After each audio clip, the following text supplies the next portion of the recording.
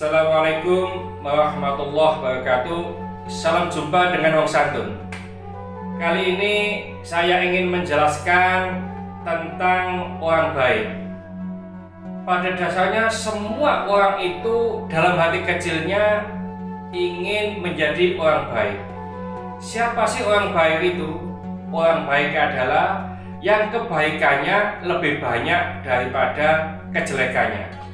Orang baik ini bisa dilihat dari perilaku sehari-harinya, seperti dia tidak pernah menyakiti tetangga, dia selalu berjamaah ke masjid, tiap hari membaca Al-Quran. Maka orang yang demikian ini tidak pernah mengganggu orang lain. Dan orang yang baik semacam ini akan menjadi atau mempunyai banyak teman. Jadi orang baik itu temannya banyak.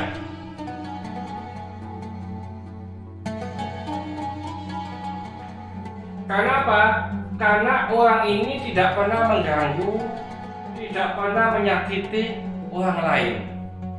Cuma bedanya ada orang yang mengajak kepada kebaikan. Apa bedanya? Bedanya orang yang mengajak kepada kebaikan ini tidak punya banyak teman, alias temannya sedikit. Jadi kalau teman ini hanya sedikit. Karena apa? Bahkan orang yang mengajak kepada kebaikan ini banyak dibenci orang lain.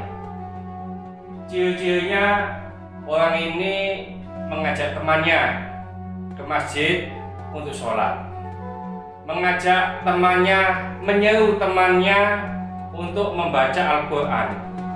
Malam-malam dia WA temannya mengajak tahajud. Ini orang yang mengajak kepada kebaikan, tapi resikonya tidak punya teman.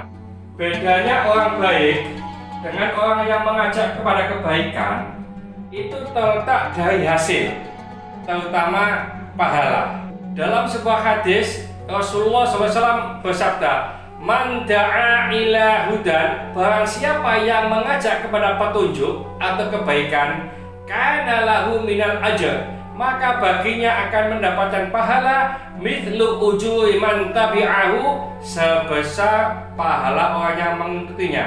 La yanqusu dzalika min ujurihim syai'a, tidak sedikit pun dikurangi pahala mereka. Oleh karena itu, orang yang mengajak kepada kebaikan itu akan mendapatkan pahala berlipat ganda. Contoh umpamanya, A ini orang baik,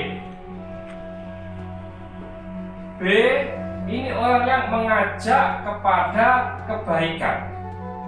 A ini akan mendapatkan pahala. Apa saja yang ia kerjakan, kebaikan yang ia kerjakan akan mendapatkan pahala. Beda dengan B. B ini mengajak C, mengajak D, mengajak E.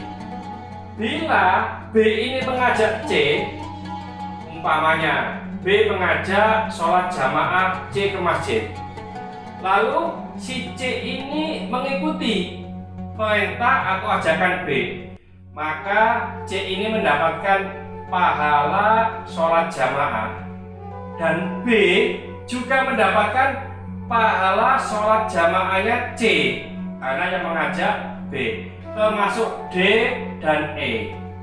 Lalu kalau C ini mengajak F, mengajak G, dan seterusnya, F ini mengikuti ajakan C, umpamanya sholat jamaah, maka F ini juga mendapatkan pahala sholat jamaah. C juga mendapatkan seperti apa yang dilakukan oleh F, B juga mendapatkan seperti yang dilakukan oleh C dan F. Inilah kebaikan atau pahala orang yang mengajak kepada kebaikan. Kalau di dalam bisnis seperti MLM, ada upline, ada downline. Nah, setiap dolen mendapatkan keuntungan, upline juga mendapatkan.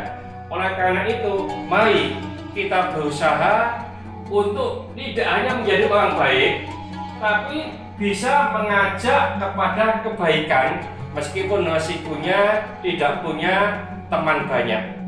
Cuma perlu diingat, orang yang mengajak kepada kebaikan itu harusnya sudah melaksanakan kebaikan itu.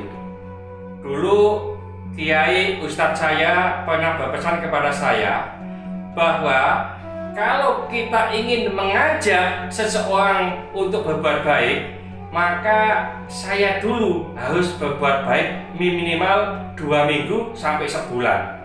Kalau sudah kita lakukan 2 minggu sampai sebulan, memberikan contoh, lalu kita mengajak orang lain, insya Allah orang lain ini mau diajak. Nah, tapi kalau orang ini mengajak kepada kebaikan, tapi tidak melakukan kebaikan itu, maka ada ancaman.